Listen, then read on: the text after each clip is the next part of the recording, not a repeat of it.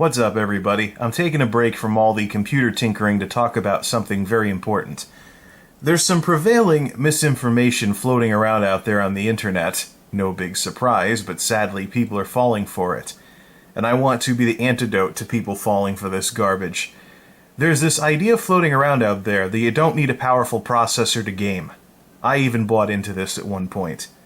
And so, I paired up a Phenom 2 1090Ti from 6 years ago with a GTX 1060, and then wondered why I got lousy graphics card results in NovaBench. Here's something to consider. When you say that somebody doesn't need a powerful processor to game, what do you mean by game? Playable frame rates? 30 frames per second? 60 frames per second? Able to turn the graphics up past medium? Able to turn the graphics up at all? No. The processor does have a role to play in gaming. It's not that you can get a half-assed processor and spend all your money on the graphics card. And here's proof. You may have seen these NovaBench scores, the best ones I've gotten so far since building the new system. But notice the graphics score in particular. 947 for the processor, 1266 for the GTX 1060. 4 digits. Now what I've done is I've taken the Windows Power Control Panel and I've cut the maximum processor state to 50%. So this i7 is capping at 2 gigahertz per core now, per virtual core anyways. So, half speed. Let's run NovaBench. Let me show you what I'm talking about here. Now, the idea of being CPU limited was insulting to me. Oh no, I'm going to have to build a new system. It's going to cost a lot of money. You know, I'm going to have to buy guts upgrade, da-da-da-da-da, etc. And so I was in denial of it for the longest time. I thought CPU limiting was when there was a massive difference between processor and graphics card. No, seriously. Then I saw this.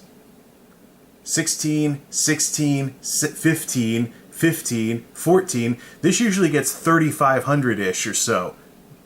But notice how much everything's dropped. Those were tuxedo numbers. And so is this. 1377. 586, that's right in line with the Phenom 2, 520. This is what CPU limiting looks like.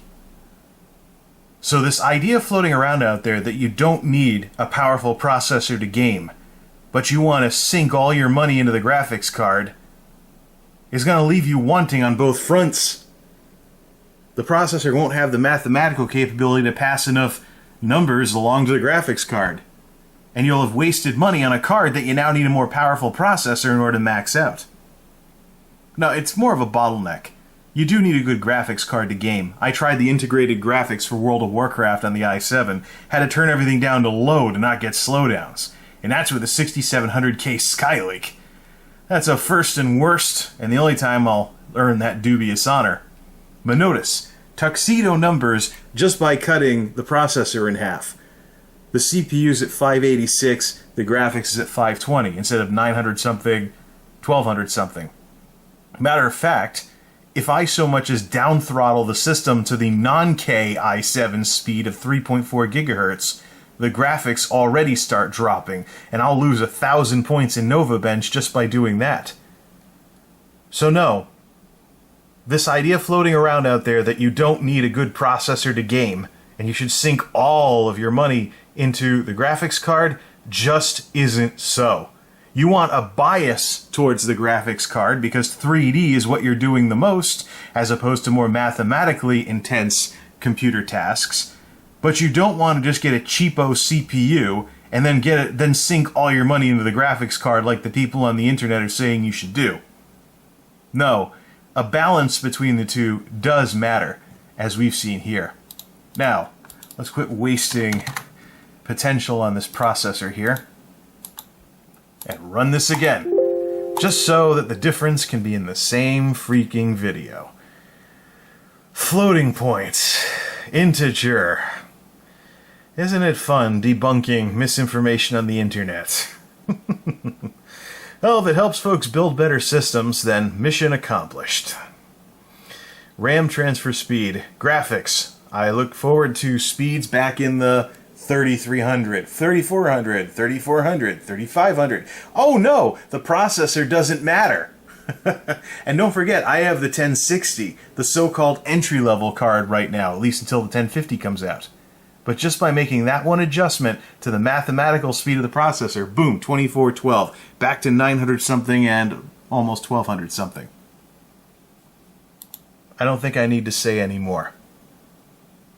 MultimediaJay, out.